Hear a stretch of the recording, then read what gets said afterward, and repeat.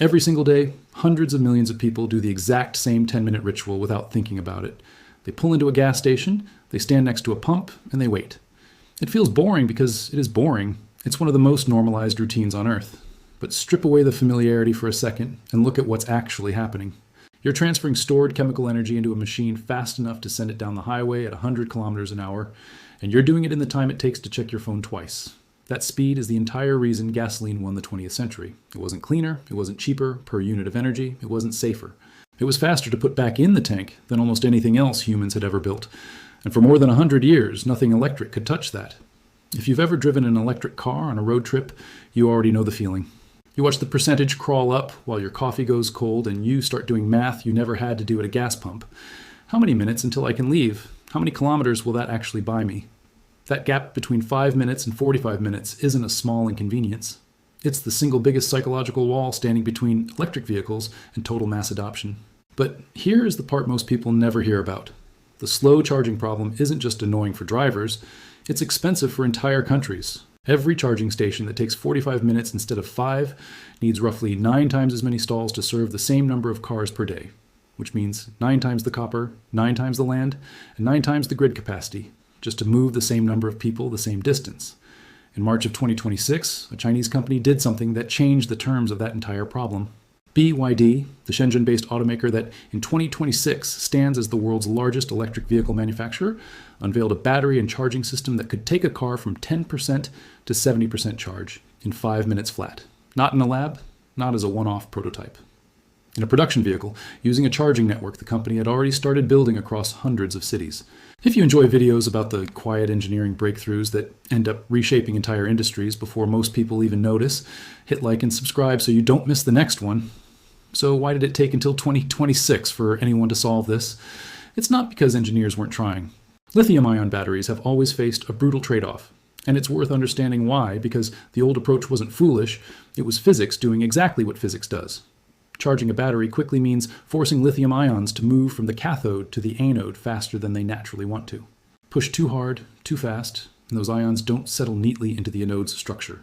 Instead, metallic lithium starts plating onto the surface in jagged little deposits. That's not a minor cosmetic issue. Over time, those deposits can pierce the internal separator between the battery's positive and negative sides, and that is the single most common pathway to a fire. For 15 years, the entire industry's unspoken rule was simple. You could have fast charging, or you could have a battery that was safe and durable for a decade. But pushing hard for both at once was where things went wrong. That's why most EV chargers topped out around 150 to 350 kilowatts for so long. Engineers were being appropriately cautious, not incompetent.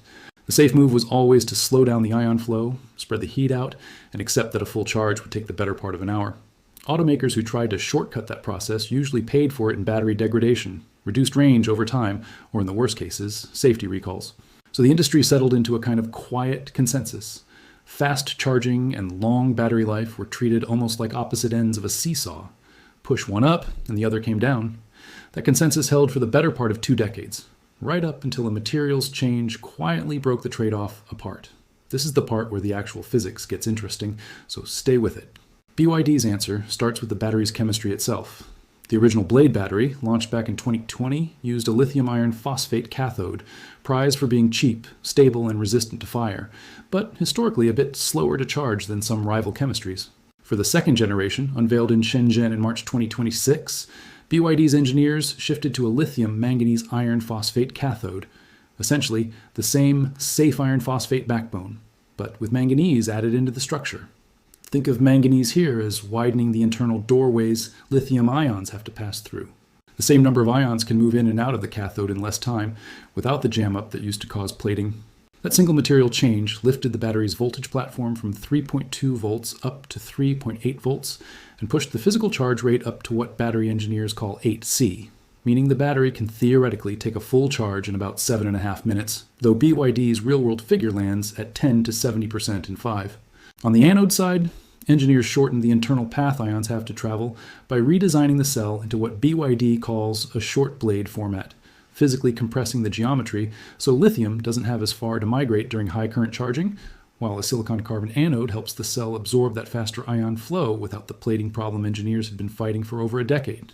Picture the difference between water trying to squeeze through a long, narrow hose versus a short, wide one. Same pressure, dramatically less resistance. The result, according to technical breakdowns of the launch, is a system-level energy density of around 190 to 210 watt-hours per kilogram, close to a 40% jump over the first-generation blade. BYD also updated how the cells sit inside the car itself, moving to what it calls cell-to-body 2.0 integration, where the battery pack doubles as part of the vehicle's structural frame rather than sitting inside it as a separate box. That change alone raised the volumetric space used by actual battery material to around 76% of the pack, up from earlier designs, while cutting overall structural weight, more usable energy squeezed into the same footprint, without asking the car to carry extra material just to hold the battery in place. On the charging station side, BYD paired the battery with a 1,000-volt architecture and a charging gun capable of delivering up to 1,500 kilowatts, roughly 3 to 4 times the output of the fastest public chargers found in the United States or Europe at the time. And crucially, each station comes with its own on-site battery storage bank that charges up slowly overnight, so a single car pulling 1,500 kilowatts doesn't hammer the local power grid the way that number might suggest. BYD didn't just claim safety improvements on paper either.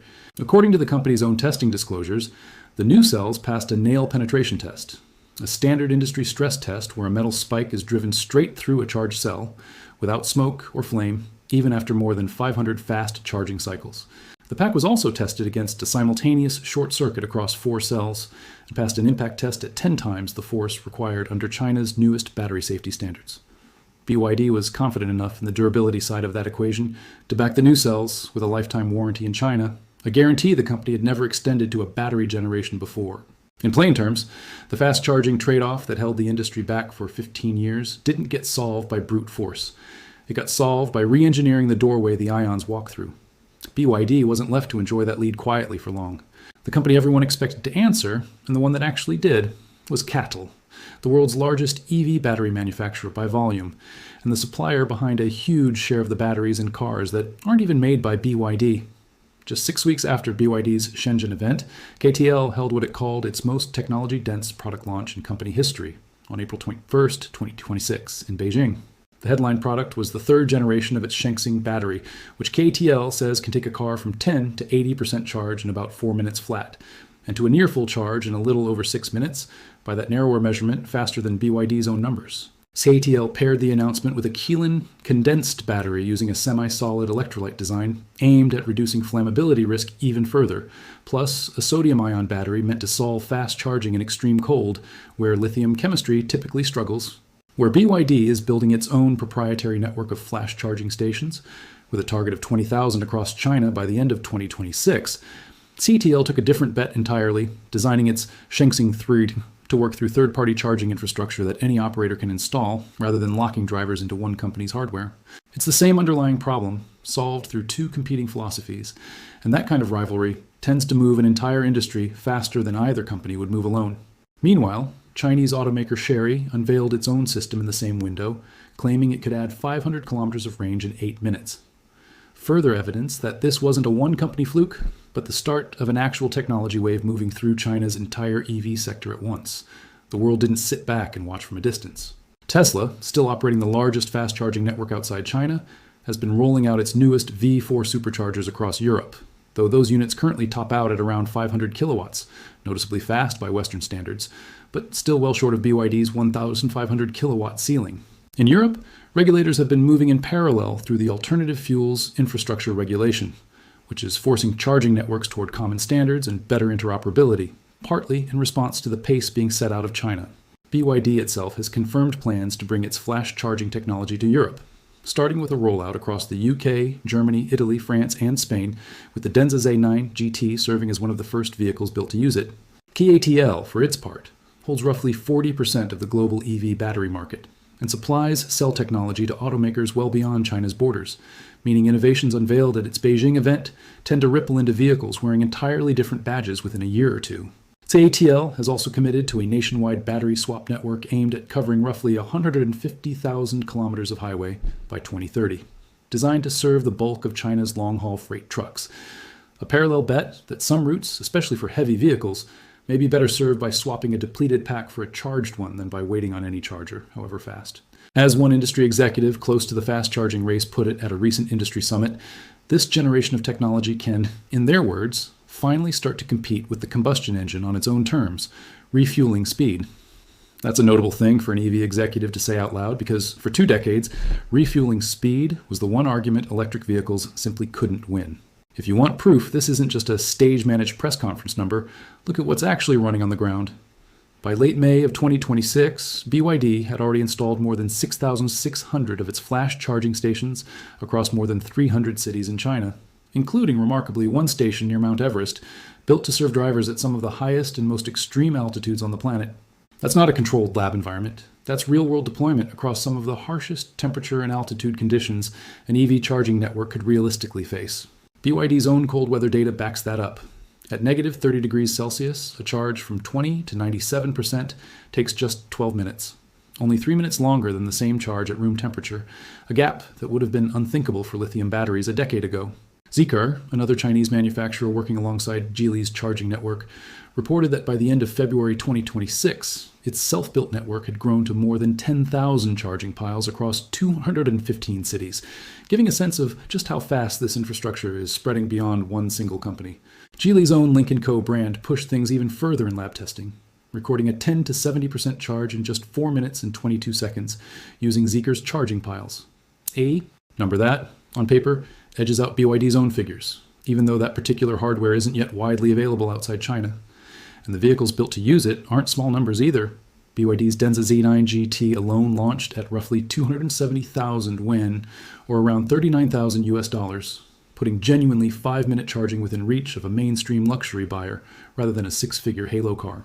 So how big could this actually get if it keeps scaling at this pace? Picture every major highway corridor in a country lined with stations that can turn a road trip charging stop into something closer to a bathroom break than a meal break. Picture city grids, where thousands of EVs charge overnight into on-site battery buffers, smoothing out demand instead of spiking it at rush hour. If charging speed stops being a reason to hesitate on an EV purchase, the remaining barriers to global EV adoption shrink down mostly to price and charger availability, both of which are exactly the kind of problems that manufacturing scale tends to solve over time. And because these charging stations carry their own battery buffers, a wider rollout could end up smoothing out electricity demand curves entirely, which is the kind of quiet grid benefit that never makes it into a flashy headline, but genuinely matters for how power systems get built in the next 20 years. China's public charging network already includes an estimated 4.86 million chargers nationwide, compared with roughly 249,000 in the United States, a gap that shows just how much runway is still ahead once a technology like this starts scaling globally rather than staying confined to the country that invented it. None of that means this technology is about to be sitting at every corner next year, and it's worth being honest about why. The 0.500 kilowatt hardware BYD is installing in China simply doesn't exist yet at meaningful scale in the United States, where the fastest public chargers still generally top out between 250 and 350 kilowatts. Part of that gap is regulatory. Permitting a new high-voltage charging station in most American states can take far longer than building the station itself. Part of it is vehicle side. As one industry analyst pointed out, even where 800-volt or 1,000-volt charging hardware exists, very few cars sold in the US today are built with battery architecture capable of actually accepting that much power. There's also a real cost question. Installing thousands of megawatt-capable charging stations, each paired with its own on-site battery buffer, requires a scale of capital investment that only a handful of companies or governments can currently commit to. And there's an access gap worth naming honestly. This rollout is heavily concentrated in China's wealthier, denser coastal cities first, with rural regions and lower-income countries almost certainly waiting years longer to see the same infrastructure arrive. None of that undercuts what the engineering itself has proven, that the 15-year trade-off between charging speed and battery safety can in fact be broken. It just means the gap between what's technically possible today and what's actually available to an average driver next year is still real, and probably will be for a while. Go back to that image from the start. The 10 minutes you spend standing at a gas pump without a second thought. For 100 years, that unremarkable ritual was the invisible advantage gasoline held over every other form of energy on Earth. What's genuinely remarkable here isn't just that a battery can charge in 5 minutes. It's that the thing standing between electric vehicles and truly replacing gasoline turned out to be solvable, not with some exotic material nobody had ever heard of, but with a smarter arrangement of the same basic chemistry engineers have been refining for 30 years. If you found this as fascinating as we did, hit like and subscribe so you don't miss the next breakthrough hiding in plain sight. And here's a question worth sitting with. If the barrier between electric cars and gasoline cars really does come down to just a few more minutes at a charger, what do you think changes first? How people drive, how cities are built, or how power grids get designed?